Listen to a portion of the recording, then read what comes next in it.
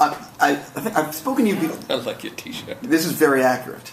Very accurate. Very accurate. And along the lines of the general topic of our movie. Yes, actually, I didn't even think about that, but you're 100% right. People should know because they're not seeing it that... oh, please, that, look. Yeah, hold on. I'll get in the camera real quick. Here we go. As we can see, made in China. USA flag. Okay, that was... I've never done that in 9 years. Well, you should have worn that T-shirt before. Well, I've spoken to you in the past. You know, hopefully you know, I'm a huge fan of your work. Thank you. For this project, when they pitched you on it, was it an immediate, oh my God, I'm doing this? It was an immediate, oh my God, I can't do that. You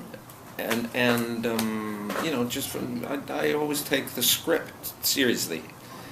Not that I shouldn't have, but what I overlooked was that it is in a certain context. And so you read the script and you were like, oh, I'm not doing this. Okay. But then meeting the people involved, and I'm not just talking about the three guys, some of whom I've known before, but the director and the producers really did put it in a different context, and it started making sense, and I started seeing layers and details and elements in it that really made me quite enthusiastic about participating. Not least of them, that topic. I really did not mean for this shirt to bring such attention, but I'm very happy it did. For you preparing for a role, and you're doing something like this, which is, like, you're not playing it funny the way the other guys are, but do you prepare any differently when you're going to be in a comedy? Or is it... acting for you is the same rigid process, if you will? It's not a rigid process. It somewhere it is the same because, you know, microsurgery will be microsurgery and car mechanics will be car mechanics. And to confuse the two could have fatal results. But every part and every story requires its own and unique attention. So that's what you try to find out in the run-up, so to say. Which is the right flight path? Which is the right approach? Which is the most useful? And in this case, the most useful, I think, and it seems to have been the right one, was to take it like any other serious part, because that's my part.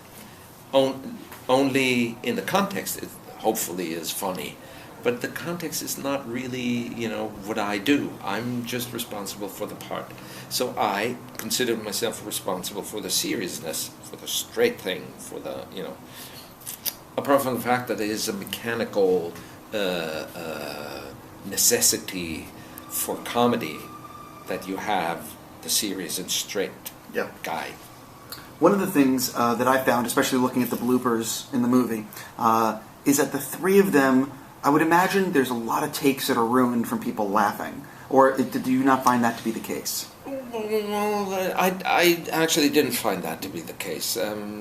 Yeah, they're funny, but again, as a result. And sometimes it happens, but it happens surprisingly rarely that you crack up because they came up with something new. You can, if you really focus on what you're doing, then you could see them being funny and acknowledge the fact that they're funny without reacting to it or cracking up. And then they were at work too, you know, right. So you understand that they are actually trying to find the best expression for the situation. And you participate in that, so that in itself is not a laughable situation.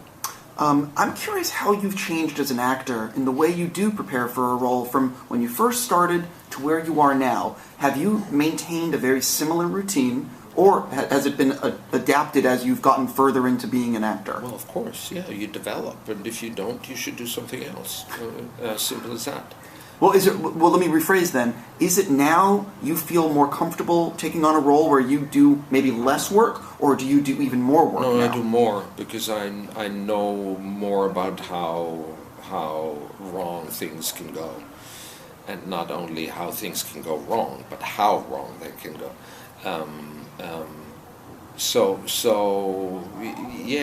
As you go along, you learn more and more about it, and you find yourself in a position more and more often where you think, I have no idea, I have no clue, what am I going to do? Now experience is crucial, because now you can open your toolbox, but you have to have used the preceding decades to fill your toolbox, and so that might be the only difference.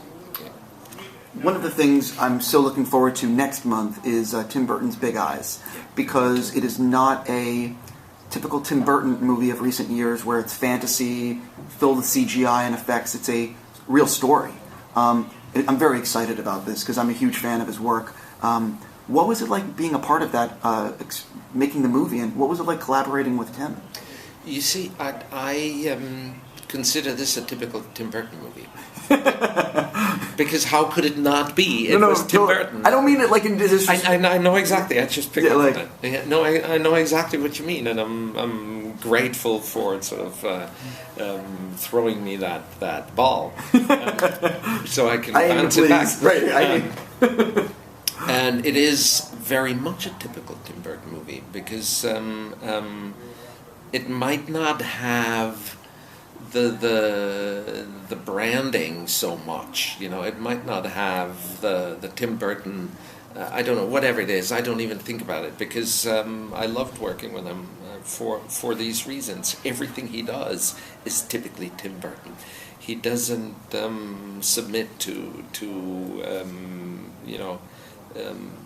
commercial considerations ahead of creative ones.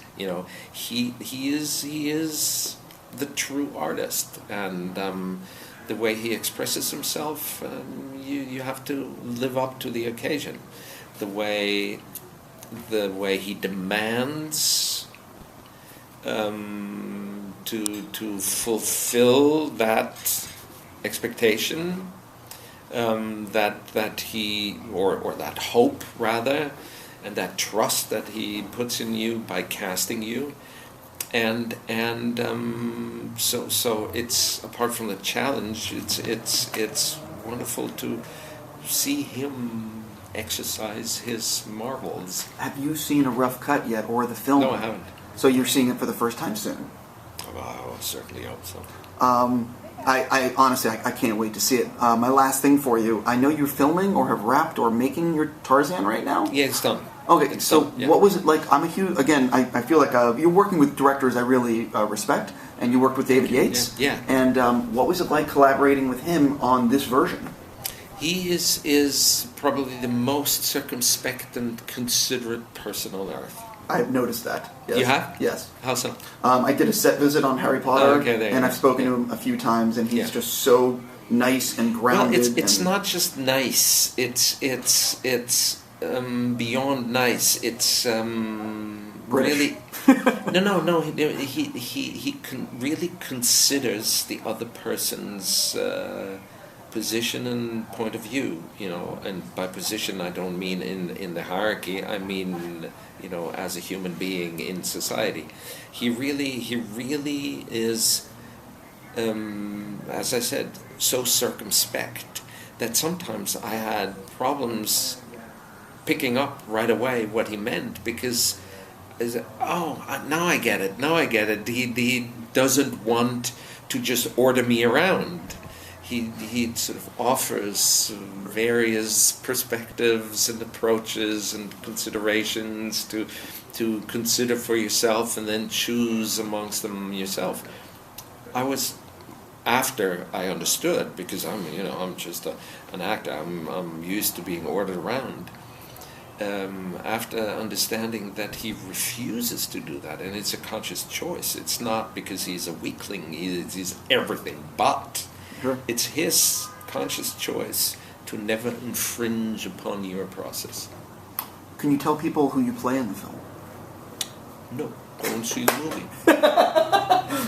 Okay, I think I'll leave you there. Thank you so much. Congratulations on this, and I appreciate you letting me use the flip cast. Thanks very much. Let me